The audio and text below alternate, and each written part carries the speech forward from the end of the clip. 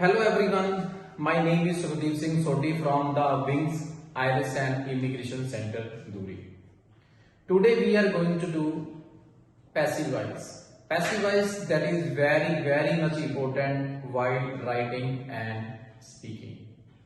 Some of the students they use only active while writing, but the study of passive voice is very important in writing task 2 when you are going to do like IELTS writing task 1, task 2 you have to write on.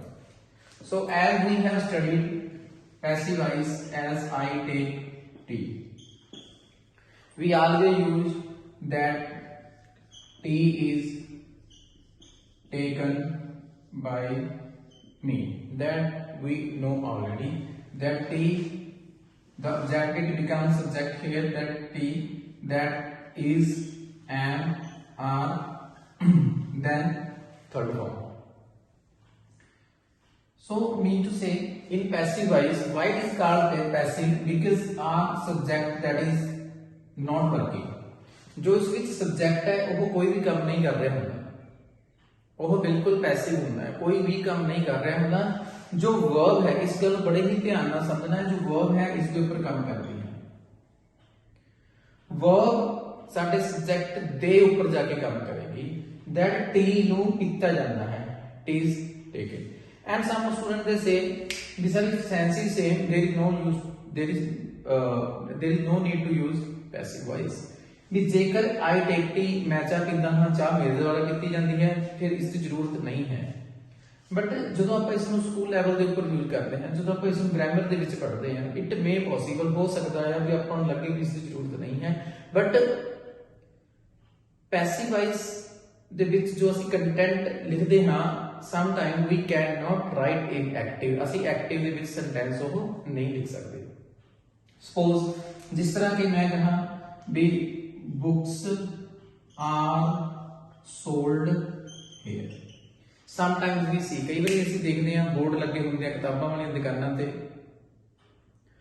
ਉੱਥੇ ਲਿਖਿਆ ਹੁੰਦਾ ਆ ਵੀ books R solved hair. ਇੱਥੇ ਕਿਤਾਬਾਂ ਵੇਚੀਆਂ ਜਾਂਦੀਆਂ ਹਨ. ਇੱਥੇ ਕਿਤਾਬਾਂ ਵੇਚੀਆਂ ਜਾਂਦੀਆਂ ਹਨ, ਮੀਨ ਟੂ ਸੇ ਸੋਲਡ ਕੀ ਹੋਇਆ, ਕਿਤਾਬਾਂ.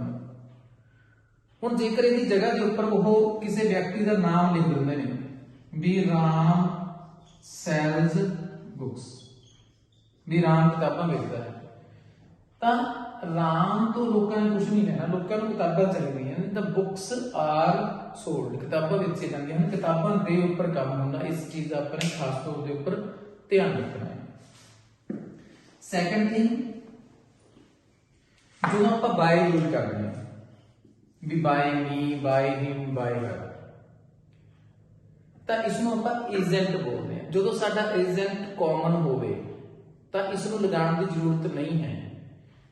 ਆਪਾਂ ਨੇ ਖਾਸ ਤੌਰ ਤੇ ਰਾਈਟਿੰਗ 'ਚ ਇਸ ਚੀਜ਼ ਦਾ ਧਿਆਨ ਰੱਖਣਾ ਹੈ ਕਿ ਜਦੋਂ ਏਜੰਟ ਕਾਮਨ ਹੋਵੇ ਤਾਂ ਉਸ ਨੂੰ ਲਗਾਉਣ ਦੀ ਜ਼ਰੂਰਤ ਨਹੀਂ ਹੈ. ਜਿਸ ਤਰ੍ਹਾਂ ਆਪਾਂ ਕਹੀਏ ਵੀ ਗॉड ਇਜ਼ ਵਰਸ਼ਿਪ, ਪਰਮਾਤਮਾ ਦੀ ਪੂਜਾ ਕੀਤੀ ਜਾਂਦੀ ਹੈ, ਗॉड ਇਜ਼ ਵਰਸ਼ਿਪ. ਹੁਣ ਬਾय ਪੀਪਲ ਕਹਿਣ ਦੀ ਜ਼ਰੂਰਤ ਨਹੀਂ ਹੈ ਵੀ ਲੋਕਾਂ ਦੇ ਦੁਆਰਾ ਕੀਤੀ ਜਾਂਦੀ ਹੈ. If I say students are beaten, फिर अपने खास ध्यान रखना भी बीट स्टूडेंट ਨੂੰ ਕੀਤਾ ਗਿਆ, ਵਰਸ਼ਿਪ ਪਰਮਾਤਮਾ ਨੂੰ ਕੀਤਾ ਗਿਆ. ਤਾਂ स्टूडेंट्स आर बीटन बाय, ਹੁਣ ਟੀਚਰਸ ਕਹਿਣ ਦੀ ਜ਼ਰੂਰਤ ਨਹੀਂ ਹੈ, ਤਾਂ ਆਪਾਂ ਨੂੰ ਬਾय ਲਗਾ ਕੇ ਜ਼ਰੂਰਤ ਨਹੀਂ ਹੈ ਕਹਿਣ ਦੀ ਜੇਕਰ ਸਾਡਾ ਏਜੰਟ ਕਾਮਨ ਹੋਵੇ. ਜੇਕਰ ਸਪੈਸੀਫਿਕ ਹੋਵੇ ਵੀ ਜਿਹੜੇ ਕਾਨੂੰਨ ਨੇ ਉਹ ਆਪਾਂ ਕਹੀਏ ਪ੍ਰਾਈਮ ਮਿਨਿਸਟਰ ਦੇ ਦੁਆਰਾ ਬਣਾਏ ਗਏ, ਜਾਂ ਪ੍ਰਾਈਮ ਮਿਨਿਸਟਰ ਕਿਹੜੇ ਪ੍ਰਾਈਮ ਮਿਨਿਸਟਰ ਨੇ ਬਣਾਏ, ਮੋਦੀ ਜੀ ਦੁਆਰਾ ਬਣਾਏ ਗਏ, फिर आप बाय मोदी लिख सकते हैं, फिर आप नाम ले सकते हैं.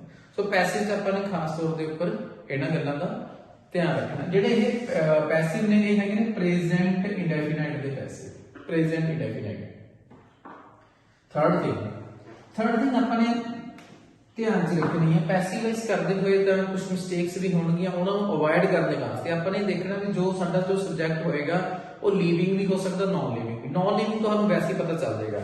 जिस तरह हम मैं कहा डोर, फॉर प्रैक्टिस डोर दे की किया जा सकता, door is opened, door is closed, door is broken, door is entered, so many things we can do। ਤਾਂ ਆਪਾਂ ਨੂੰ ਪਤਾ ਚੱਲਦਾ ਵੀ door ਦੇ ਉੱਪਰ ਇਹ ਕੰਮ ਕੀਤਾ ਜਾਂਦਾ ਹੈ। ਇਹ ਨॉन ਲਿਵਿੰਗ ਹੈ। ਜਦੋਂ ਆਪਾਂ ਲਿਵਿੰਗ ਦੀ ਗੱਲ ਕਰਦੇ ਹਾਂ, ਮੰਨ ਲਓ ਚਿਲਡਰਨ, ਹੁਣ ਚਿਲਡਰਨ ਆਰ ਹੈ ਤਾਂ ਬੱਚਿਆਂ ਦੇ ਉੱਪਰ ਕੀ ਹੁੰਦਾ ਹੈ? ਚਿਲਡਰਨ ਆਰ ਬਿਟਨ, ਚਿਲਡਰਨ ਆਰ ਅਬਿਊਜ਼ਡ, ਬੱਚਿਆਂ ਨੂੰ ਗਾਲਾਂ ਕੱਢੀਆਂ ਜਾਂਦੀਆਂ ਨੇ। ਚਿਲਡਰਨ ਆਰ ਟੌਟ, ਬੱਚਿਆਂ ਨੂੰ ਪੜਾਇਆ ਜਾਂਦਾ।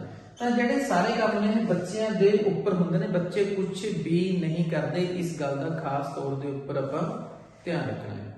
ਕਈ ਬੱਚੇ ਬਣਾਉਂਦੇ ਆ ਸੈਂਟੈਂਸ ਵੀ ਗਵਰਨਮੈਂਟ ਇਜ਼ ਮੇਡ ਰੂਲ, ਬੱਚਿਆਂ ਨੂੰ ਲੱਗਦਾ ਉਹਨਾਂ ਨੇ ਪੈਸਿਵ ਵਾਇਸ ਯੂਜ਼ ਕਰ ਲਿਆ ਵੀ ਗਵਰਨਮੈਂਟ ਇਜ਼ ਮੇਡ ਰੂਲ। ਹੁਣ ਆਪਾਂ ਦੇਖੀਏ ਜੋ ਵਰਬ ਹੈ, ਆਪਾਂ ਨੇ ਦੇਖਣਾ ਕਿੱਦਾਂ ਹੈ ਵੀ ਮੇਰਾ ਸੈਂਟੈਂਸ ਰੋਂਗ ਹੈ ਔਰ ਰਾਈਟ ਹੈ। ਤਾਂ ਆਪਾਂ ਦੇਖਿਆ ਵੀ ਜੋ ਮੇਡ ਹੈ ਗਵਰਨਮੈਂਟ ਦੇ ਉੱਪਰ ਲੱਗਿਆ ਵੀ government is made rule. Government ਨੂੰ ਨਹੀਂ ਬਣਾਇਆ ਜਾਂਦਾ, ਰੂਲ ਬਣਾਏ ਜਾਂਦੇ ਨੇ। ਇਸ ਕਰਕੇ ਆਏਗਾ rules are made by government. So ਇਹਨਾਂ ਗੱਲਾਂ ਦਾ ਆਪਾਂ ਨੇ ਪੈਸਿਵ ਵਾਇਸ ਵਿੱਚ ਖਾਸ ਤੌਰ ਤੇ ਧਿਆਨ ਰੱਖਣਾ ਹੈ। ਤੇ ਇਸ ਦੀ ਪ੍ਰੈਕਟਿਸ ਵਾਸਤੇ ਆਪਾਂ ਕਿਸੇ ਵੀ ਲਿਵਿੰਗ ਨॉन ਲਿਵਿੰਗ ਥਿੰਗ ਨੂੰ ਲੈ ਕੇ ਉਹਦੇ ਉੱਪਰ ਆਪਾਂ ਕੰਮ ਕਰਵਾ ਸਕਦੇ ਵੀ ਇਹਨਾਂ ਚੀਜ਼ਾਂ ਉੱਪਰ ਇਦਾਂ ਕੰਮ ਕੀਤਾ ਜਾਂਦਾ ਹੈ। ਸੋ ਦੋਸਤੋ, ਇਹ ਸੀ ਪ੍ਰੈਜ਼ੈਂਟ ਇੰਡੈਫੀਨਾਈਟ ਦਾ ਪੈਸਿਵ ਵਾਇਸ। ਇਸ ਤਰ੍ਹਾਂ ਦੀਆਂ ਹੋਰ ਵੀਡੀਓ ਦੇਖਣ ਦੇ ਲਈ ਚੈਨਲ ਨੂੰ ਸਬਸਕ੍ਰਾਈਬ ਕਰੋ ਤੇ ਸ਼ੇਅਰ ਜ਼ਰੂਰ ਕਰੋ। ਅਗਲੀ ਵੀਡੀਓ ਲੈ ਕੇ ਫਿਰ ਅਸੀਂ ਆਵਾਂਗੇ ਇੱਕ ਨਵੇਂ ਲੈਸਨ ਦੇ ਨਾਲ। ਤਦ ਤੱਕ ਇਹਨਾਂ ਵੀਡੀਓਜ਼ ਨੂੰ ਰਿਵਾਈਜ਼ ਕਰਦੇ ਰਹੋ। Thank you.